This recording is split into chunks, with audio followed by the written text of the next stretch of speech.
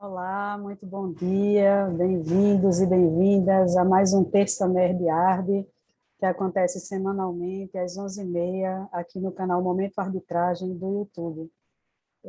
Quem nos acompanha regularmente deve estranhar hoje, né, sem a ausência do professor Asdrubal Júnior, sem fazer essa tradicional abertura de boas-vindas, né? Então, hoje eu, Ana Barbosa, tenho aqui a missão de representá-lo, né, e apresentar os temas selecionados para o dia de hoje. Antes de iniciarmos e apresentar os temas, eu reforço um pedido que o professor Asdrubal sempre faz, que é para que você se inscreva no nosso canal, para que você compartilhe os nossos vídeos, os nossos comentários, e, claro, que você participe e deixe, inclusive, sugestões de temas para serem abordados. Para hoje, os assuntos reservados, né, a serem comentados, que foram veiculados na semana anterior, ou seja, na semana do dia 16 ao dia 20 de agosto, né, dizem respeito a uma informação, uma notícia disponível no site do CNJ sobre mediação digital, né, como sendo uma alternativa ao excesso de judicialização no mercado imobiliário. É um tema bastante interessante, que complementando, né, também aborda mediação, um artigo do Conjur, né, também da semana passada, trazendo a mediação com um questionamento, né? A mediação é o método mais eficiente para resolver conflitos, né? Uma análise econômica bastante interessante. E o último tema, tão interessante quanto, diz respeito à arbitragem, né? E tem como manchete, né? Respeito à vontade das partes na arbitragem não é cerceamento de defesa. Então, vamos começar, né? Começando pelo começo. Então, o primeiro tema aqui que vamos abordar foi veiculado no dia 18 de agosto, no dia 18 de agosto, não, perdão, no dia 17 de agosto, né, no CNJ, e relata e trata exatamente da preocupação do CNJ com a excessiva litigiosidade no mercado imobiliário, né? Então, num evento que aconteceu no mesmo dia 17 de agosto, né, um evento que chama-se Seminário Judiciário e o Mercado Imobiliário, não é? No painel Alternativas para a Desjudicialização Racional, o ministro que estava, né, encabeçando essa palestra, que eu vou compartilhar com vocês aqui agora, ele traz uma série de comentários interessantes que reforçam, né, a importância da desjudicialização. Deixa eu só fazer o compartilhamento de tela aqui. Aqui o ministro, juiz federal Walter Schunkemer, né? Ele estava presente nesse evento do dia 17/8, né? E o que ele aborda, na verdade, em relação a essa preocupação, né? Ele chama a atenção à necessidade de 3 caminhos, né? 3 camadas, né? Para combater esse aumento sistemático, né? De ações. Então, essas camadas de desjudicialização, como ele chama, né? São, primeira delas, né? Ali, criar mecanismos para condicionar o ajuizamento de ações, né, em relação ao requerimento administrativo, né? Ou seja, a gente vai explicar daqui a pouco. O segundo caminho seria estimular a negociação para resolver conflitos, utilizando, por exemplo, plataforma do governo, consumidor.gov.br. E o terceiro seria a criação de ODRs, né, ou Online Dispute Resolution, que seriam plataformas de mediação, né? Nesse sentido, né, inclusive está bem explicadinho aqui no texto, eu não vou fazer a leitura do texto, ele comenta, né, aqui que é preciso colocar travas, né, abre aspas, colocar travas na porta de entrada do fórum, fecha aspas, né, e, ao mesmo tempo, abre aspas, fortalecer a musculatura, fecha aspas, do saque, das ouvidorias, etc., né, estimulando o diálogo, né, e dizendo que essa iniciativa, ela, inclusive, já foi feita com o setor aéreo. Então, é algo que deve ser ampliado, né, para outros setores. Ele também fala sobre a necessidade de plataformas de negociação, como o exemplo da plataforma consumidor.gov.br, né, que tem um resultado de 80% de êxito nas negociações, né, que são conduzidas da plataforma, e isso, claro, contribui para a redução do ajuizamento, né, de ações. Essa plataforma, ela foi integrada com o PJE por iniciativa de um convênio do Tribunal de Justiça do Distrito Federal com o CNJ. Então, é uma iniciativa bastante interessante que promete, sim, que tem possibilidade, sim, de trazer excelentes resultados. Então, ele estimula, né, como terceira camada, além, né, de colocar as travas nas portas de entrada do fórum para impedir o ajuizamento a qualquer preço. Estimula as plataformas de negociação, a terceira camada seria as soluções autocompositivas de conflitos, né? Então, ele cita a Resolução 358 de 2020, que é de novembro, né, que estabelece um prazo de 18 meses para que os tribunais criem plataformas de soluções tecnológicas para a resolução de conflito, né? Então, isso é outra iniciativa no sentido, né, de estimular caminhos e formas, né, de solucionar conflitos sem a necessidade de ajuizar ações no Poder Judiciário, né? Com isso, a gente ressalta, não é, a iniciativa, mais uma iniciativa, né, demonstrada pelo governo, no sentido de dar respaldo e de estimular o uso e a prática de mecanismos de solução adequada de conflitos, que não necessariamente seja utilizando o Poder Judiciário.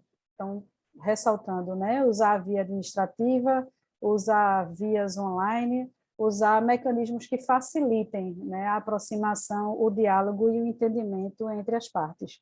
Então, o Momento Arbitragem, eu gostaria de saudar o STJ por mais essa iniciativa e parabenizar o juiz federal pela participação no seminário, né, e por trazer à baila esse tema, reforçando a importância dessa via, né, de solução de conflitos. O segundo tema para hoje, trazendo um questionamento, né, sobre a eficiência da mediação na solução de conflitos, fazendo uma análise econômica. Eu vou compartilhar aqui a tela. Ele é um artigo que foi disponibilizado, né, no Conjur, que é uma plataforma de artigos voltados, né, para artigos jurídicos. Ela foi veiculada aqui no dia 18 de agosto, né, de autoria de Felipe Antônio Fará Morales e José Bento Vasconcelos Armon, não é? E tem aqui esse tema, né? Então, o que é que esse artigo traz para a gente aqui? Ele faz uma introdução em relação, né, à mediação, explicando o que é a mediação. Em seguida, ele faz aqui um histórico do surgimento da mediação na década de 70 nos Estados Unidos e, posteriormente, mais recentemente, em 2015, quando ela é absorvida pelo direito pátrio, com a legislação específica, a Lei 13.140 de 2015, e acolhida pelo Código de Processo Civil de 2015, a Lei 13.105, e de 2015 também, não é? e fala aqui, né, que a mediação ela ainda encontra-se no Brasil em seus estágios iniciais, né, e por isso ela ainda é pouco utilizada em relação a tudo que ela pode oferecer, e ainda ela é pouco comum, pouco conhecida, né? Então, esse artigo ele traz exatamente uma análise do custo social, vamos dizer assim, né, do uso ou do não uso da mediação, né? Então, ele apresenta aqui um teorema, né, um teorema de Coase, né, e segundo ele, né, o segundo teorema aqui, que aborda o problema do custo social, o interessante aqui é que o causador do dano, né, ele deve ser o responsável por repará-lo. Então, isso é o que embasa esse teorema. E aí ele traz como pressupostos, né, aqui para a sua aplicação, a definição dos custos de propriedade, ou seja, o direito sobre a coisa, e também os custos de transação, né, que eles sejam equivalentes ou muito próximos de zero. Satisfeitas essas duas premissas, existe grande chance, né, de sucesso na aplicação dessa teoria a um caso concreto, né? Então, no que diz respeito ao custo de transação, ele se subdivide na transação negocial, na transação de localização e na transação de execução, né? Como ele apresenta bem aqui. Em suma, a transação, né, o custo de transação da negociação diz respeito às interferências, né, do poder no processo judicial, né, e comparado com a mediação. Então, tanto interferências em termos de custo financeiro como em termos de tempo. Na questão da localização, diz respeito à desnecessidade de deslocamento, né, e à facilidade e flexibilidade proporcionada pela mediação em comparação com o processo judicial. E, por fim, na execução, considerando, né, que o que foi pactuado e o que foi decidido foi feito em comum acordo e em conivência, em consenso, né, entre as partes, o compromisso assumido, ele garante, em sua maioria, se não em sua plenitude, o cumprimento do que foi acordado, diferentemente do Poder Judiciário, que o cumprimento vai se dar, né, por força da espada, né, do Estado. Então, o que ele conclui é que uma comparação, né, entre o processo judicial e a mediação, ela se mostra muito mais favorável por tudo isso que já foi apresentado, inclusive por outras facilidades como o uso da internet e da tecnologia, né? E principalmente tudo isso junto contribuindo para a redução dos custos, em especial dos custos da transação, né, com repercussão no custo social. Então, novamente, vemos aqui mais um estímulo ao uso da mediação, né, justificando, inclusive, economicamente a sua vantagem em relação ao processo tradicional, né, o processo no Poder Judiciário, o processo judicial, né, que reforça a capacidade, né, que a aplicabilidade que a mediação tem, né, para a condução e solução de controvérsias, né, de recursos. Muito bom, muito boa essa abordagem. Isso me faz lembrar uma abordagem, um tema que foi trazido com base em um estudo, né, uma pesquisa científica apresentada há alguns programas atrás e que exatamente demonstra, com técnicas estatísticas, né, a aplicabilidade e a vantagem, né, econômica e também, né, social e de desempenho, de performance, trazida pela mediação em comparação aos processos judiciais.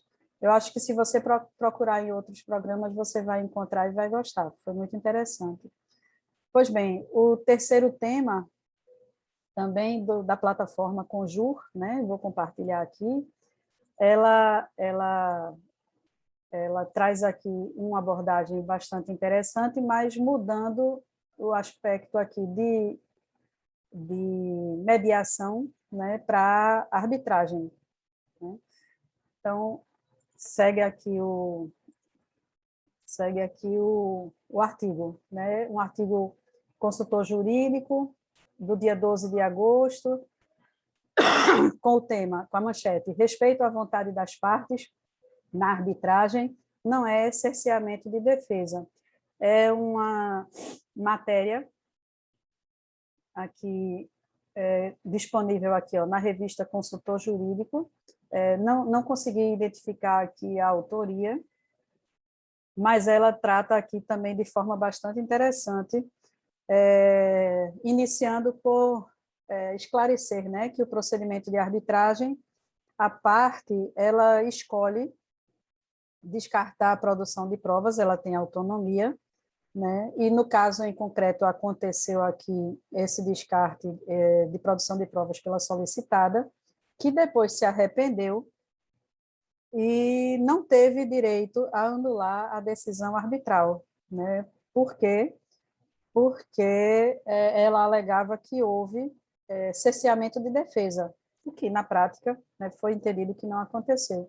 Então, isso diz respeito a uma disputa entre duas empresas petrolíferas, uma empresa que atua na exploração e outra que atua na perfuração, né? O que causou a disputa ali foi a discussão pela culpa que deu causa à rescisão do contrato e, desculpe, isso foi levado à primeira instância e decidido pela improcedência. Em recurso, foi levado à segunda instância e o tribunal reconheceu o cerceamento de defesa. Em terceiro recurso, novamente, o Tribunal, o Superior, né, Tribunal de Justiça, decidiu a favor, né, da arbitragem. O que é que aconteceu? Foi reconhecida aqui a flexibilidade da arbitragem, né, em relação à sua capacidade e à sua autonomia, né, para avaliar e para considerar questões de adequação do procedimento à causa. Nesse sentido, né, uma testemunha técnica, ela é reconhecida não como prova testemunhal, né, mas como prova técnica. Então, não faz sentido, considerando a flexibilidade, né, do procedimento de arbitragem e da autonomia das partes, uma vez que a parte abriu mão, né, ali, descartou a produção de provas, mais adiante, no curso do processo, ou fim do o processo, o procedimento arbitral, ela arguir o cerceamento, né, de defesa. E, assim, conforme demonstrado aqui no artigo, a decisão, né, do Tribunal de Justiça, do STJ, né, ele conclui dizendo que a detida observância da vontade expressada pelas partes não pode caracterizar cerceamento de defesa, ou seja, o árbitro acatou uma decisão da parte, a parte tinha a faculdade de optar, né, pelo uso ou não da prova, decidiu por desistir da prova e depois arguiu aqui o cerceamento de defesa, mostrando-se sem propósito, né, e bastante coerente aqui a decisão final do processo, né.